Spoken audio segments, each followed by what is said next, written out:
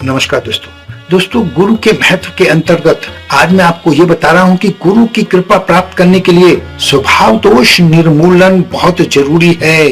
गुरु कृपा योग के अनुसार साधना का मार्ग पर अग्रसर होते समय साधक अष्टांग मार्ग में प्रयासरत रहता है। स्वभाव दोष निर्मूलन अष्टांग साधना का महत्वपूर्ण अंग है। उस स्वभाव दोष से त्याग के बिना साधक के लिए गुरु कृपा तक पहुंचना असंभव है। साधना में स्वभाव दोष निर्मूलन का बहुत अधिक महत्व है। ये कथा में मैं आपको बताने की कोशिश करता हूँ।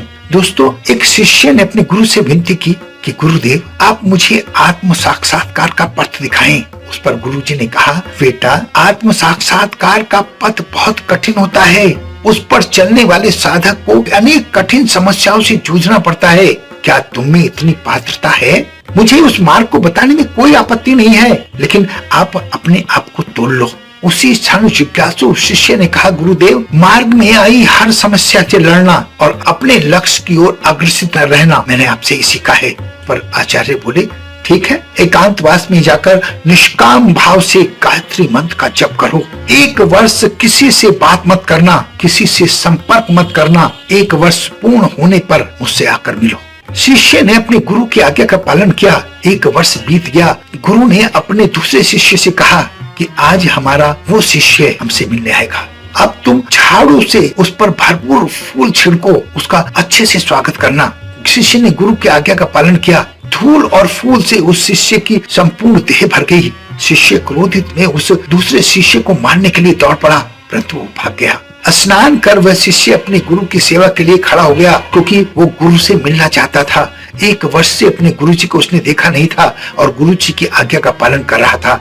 गुरुजी आए, उन्होंने कहा, बस तुम तो अब भी सांपों के समान काट रहे हो, इसलिए वहीं 1 वर्ष जाकर और साधना करो। इस बात पर उस शिष्य का मन कुपित हुआ, परंतु आत्म तत्व जानने की तीव्र जिज्ञासा से वह पूर्ण साधना में लग गया। देखते इधर से दूसरा वर्ष भी पूर्ण हो गया। 1 वर्ष पूर्ण होने के बाद उसने अपने शिष्य से फिर कहा कि आज फिर हमारा शिष्य हमसे मिलने आएगा और तुम उसी झाड़ू से धूल और फूलों की वर्षा उस पर करना। गुरु की आज्ञा पाकर उसने वैसा ही किया। शिष्य फिर से क्रोधित हो गया और उस दूसरे शिष्य को बहुत अपशब्द कह डाले और फिर स्नान पर निकल पड़ा। स्नान करने के बाद वो गुरु के सामने जाकर खड़ा हुआ और उन्होंने कहा, गुरुजी, अब 2 वर्ष बीत गए हैं, मुझे आत्म साक्षात्कार का मार्ग बताइए। गुरु ने कहा, बस तुम अभी सांप की तरह काटते तो नहीं हो, लेकिन फुंकार अवश्य लगा रहे हो, इसलिए 1 वर्ष साधना और करो। 3रे वर्ष की साधना पे वो निकल गया। जैसे ही 3रा वर्ष पूर्ण हुआ, फिर से गुरु जी ने उस शिष्य को कहा कि आज फिर हमारा शिष्य आएगा, आज तुम धूल और गंदगी की टोकरी उसके ऊपर पलट देना। गुरु की आज्ञा पाकर उसने वैसा ही किया, परंतु इस बार शिष्य क्रोधित नहीं हुआ।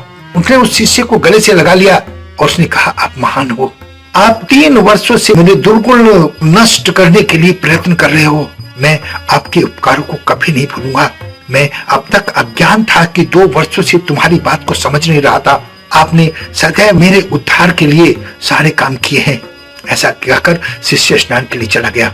स्नान करके शिष्य अपने गुरु जी के समीप पहुंचा। उसने गुरु जी को वंदन कर आत्म साक्षात्कार की विनती की। गुरु ने कहा, अब तुम आत्म साक्षात्कार के पात्र हो। उसके उपरांत गुरु जी ने उसे आत्म साक्षात्कार का रहस्य बताया और वो शिष्य आगे चलकर बहुत बड़े संत बने।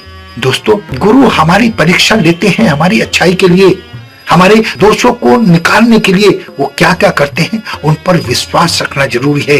एक शिष्य और गुरु के बीच अगर विश्वास है तो वो अच्छा शिष्य बनने के सारे गुण रखता है।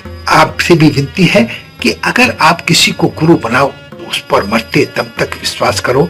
विश्वास ही जीवन की सफलता की कुंजी है। अपना बहुत ध्यान रखें, हंसते रहें, मुस्कुराते रहें, खुश रहें। धन्यवाद।